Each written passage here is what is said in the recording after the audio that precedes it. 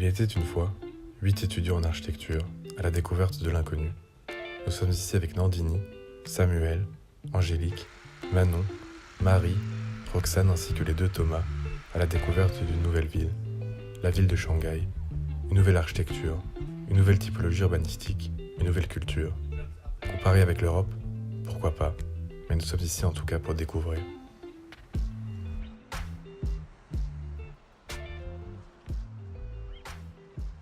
À ses origines, Shanghai était un petit village de pêche. Aujourd'hui, Shanghai s'est élevé au rang de centre chinois des affaires de la finance, tout en étant un des ports les plus actifs de Chine. Cette mégalopole traversée par la rivière Huangpu est aujourd'hui la ville la plus cosmopolite de Chine. Elle compte environ 17 millions d'habitants et toutes les nationalités s'y côtoient. C'est un étonnant mélange de styles architecturaux.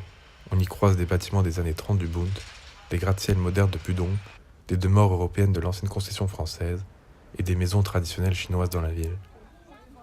Il suffit de se balader au travers de la ville pour découvrir des ambiances tout à fait différentes. Et la nuit, la ville s'anime, tout s'éclaire. On peut dire qu'à Shanghai, plusieurs mondes se côtoient et la découverte de cette ville offre bien des surprises.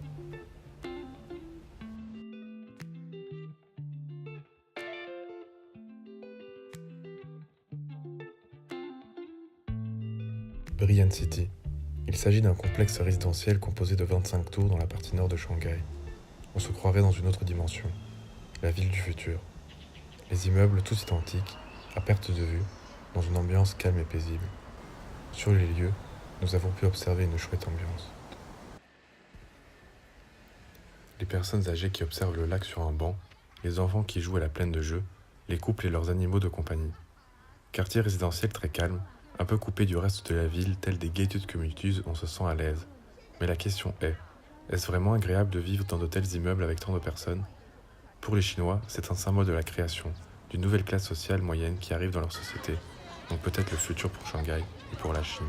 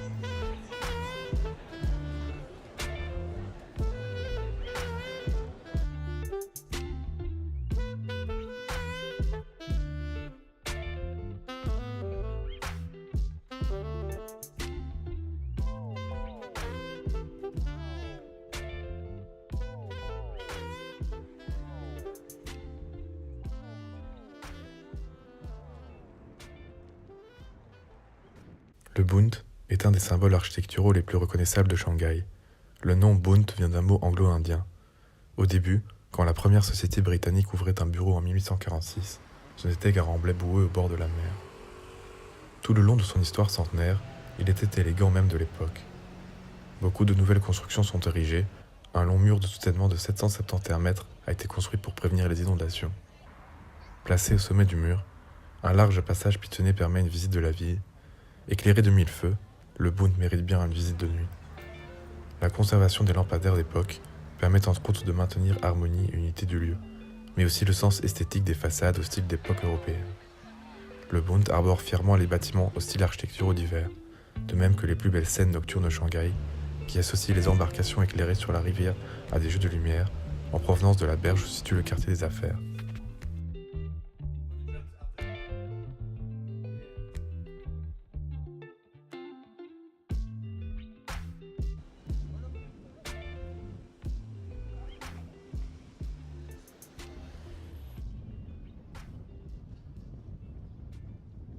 Les shikumen sont les maisons traditionnelles qui sont apparues au début du XXe siècle à Shanghai.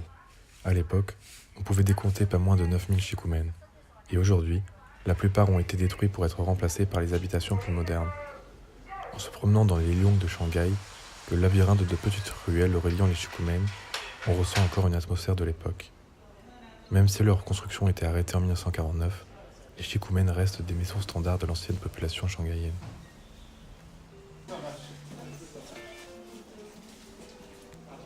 We have a very restrictive urban planning control for the conservation and also any new buildings. So the urban planning bureau, they control the new building improvements and also the modification and improvement of the whole city built area. And such conservation area will be added into the list through time and through people's requests, but they have every 5 years to renew the list and to reconsider some changes of the site. In the past years, the expansion of historical building to historical area and also the historical featured streets has been listed as well. And then they expand this high value historical area to the normal value historical area and enlarged area. And that also creates conflicts between the conservation part to the already existing contract with the urban developers. So I think we are in a way to progress in a more wider way to understand historical urban landscape. Donc une chose moi que j'ai appris, que j'ai fort appris en tant qu'Européen, urbaniste européen, ce qui m'a fait remarquer, c'est la relation au patrimoine, qui est tout à fait différente ici en Chine. Autant chez nous, en Europe, on est très attaché pour un bâtiment à la pierre, à l'élément construit, et on le protège et on ne peut pas y toucher, et si ça commence à tomber en ruine, mais on le garde, on préfère une belle ruine que de le reconstruire. Donc ça, c'est cette importance-là. Tandis qu'en Chine, la pierre, le bâtiment lui-même n'a pas autant d'importance. Ce qui compte, c'est le site et le symbole qu'il représente. Et surtout, ce qui compte, c'est que plus un temple ou un bâtiment a été démoli et reconstruit, plus il a une valeur. Parce qu'en fait, ce qui compte, c'est la transmission du savoir-faire, des techniques de construction. Et c'est ça le patrimoine, en fait.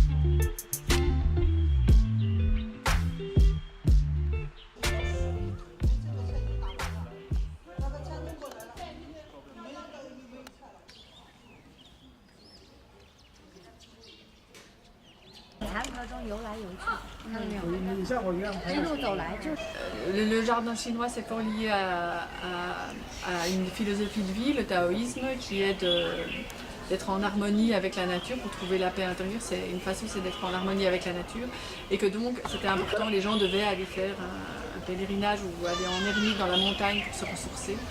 Et donc à un moment, des empereurs et tout ont décidé d'amener plutôt la nature à la ville et de recréer un espace de nature, mais c'est vraiment une chambre dans la ville. C'est d'ailleurs délimité par les murs, ça se fait vraiment comme une pièce dans la ville. Il y a toujours dans le jardin une importance de composition et d'équilibre entre 4 éléments, l'air, l'eau, la pierre et la végétation. Et s'ajoute aussi un équilibre de ces 4 choses-là avec un élément bâti. Il y a toujours un pavillon, un mur, un élément d'architecture qui fait rappeler qu'on n'est pas complètement dans la nature, mais qu'il y a une espèce d'harmonie entre la nature et et l'architecture et l'humain. Donc voilà, ça c'est, je pense, et que chaque chose est symbolique, chaque arbre, chaque essence, chaque élément, et chaque vue, fenêtre est cadrée et a un nom souvent lié à l'époque par exemple où c'est la plus beau moment pour observer.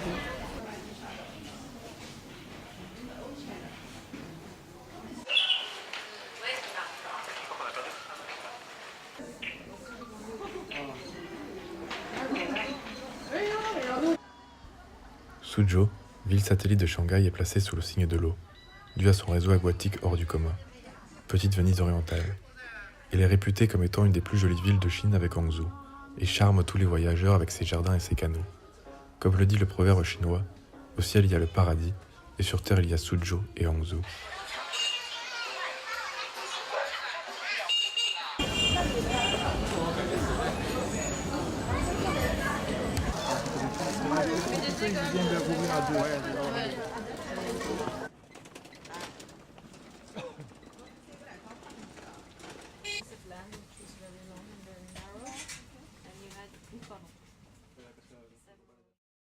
La ville de Shanghai est un paradoxe, une association de différentes architectures qui se contredisent, mais cohabitent dans une incompréhensible unité. Aucune transition n'est présente, on est plongé dans deux univers, deux ambiances complètement opposées d'un bout à l'autre d'une rue. On s'arrête pour flâner, observer, admirer et essayer de comprendre. C'est un tour de manège plein de rebondissements à ne pas manquer.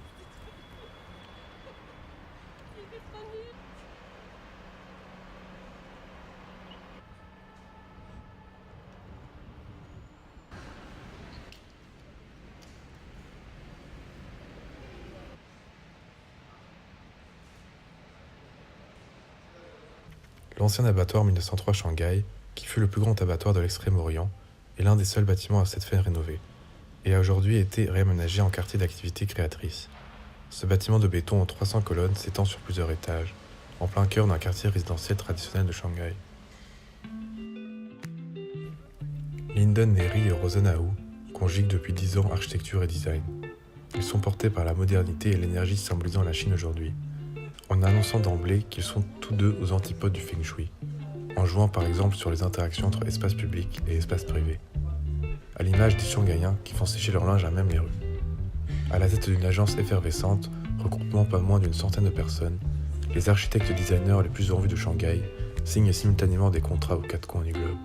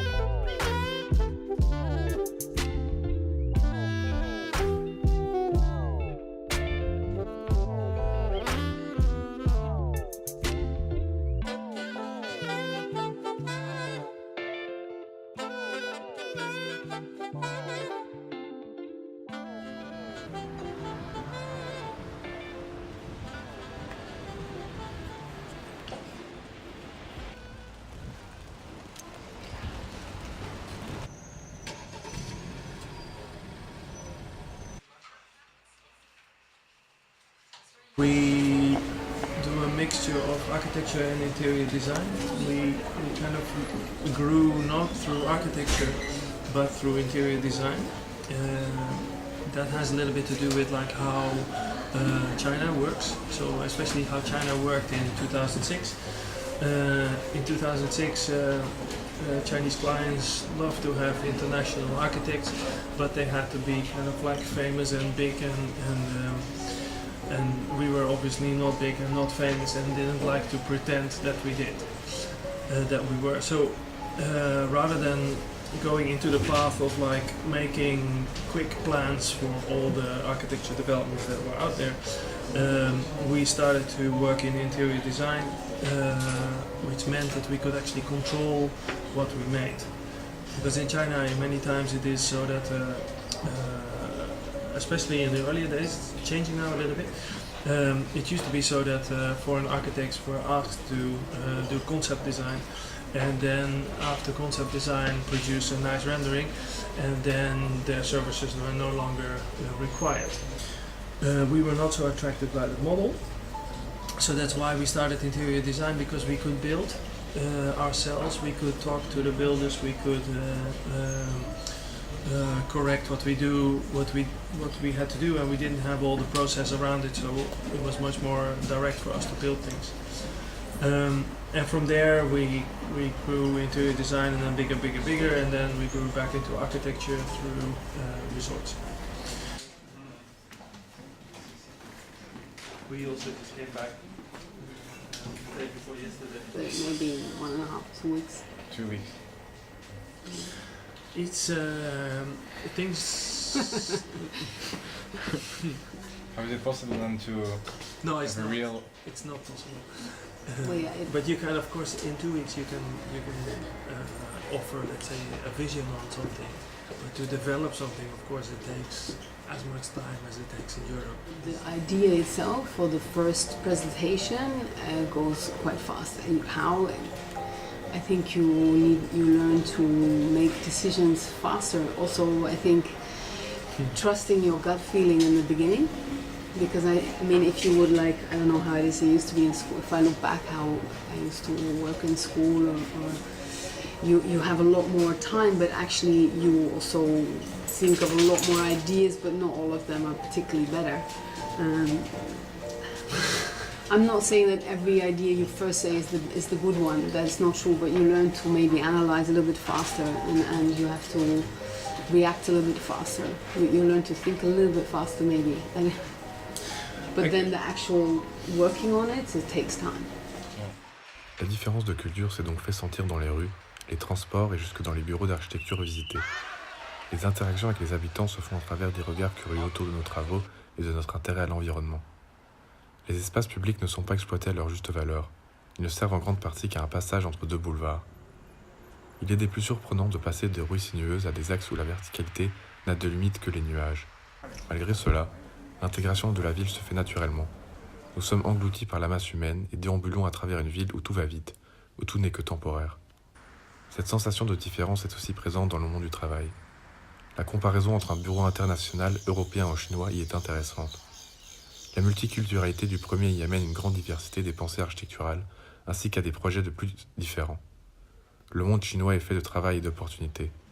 Mais à l'instar de cet urbanisme en constante évolution, il faut savoir tenir le rythme pour ne pas être totalement dépassé par la pression sociale.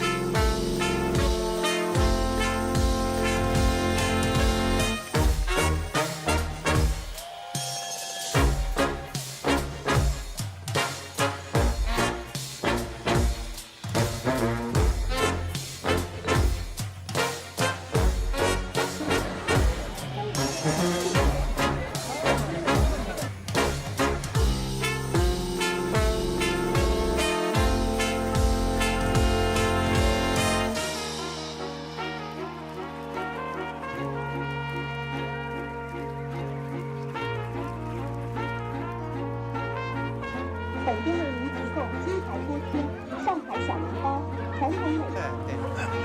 还有这边，OK。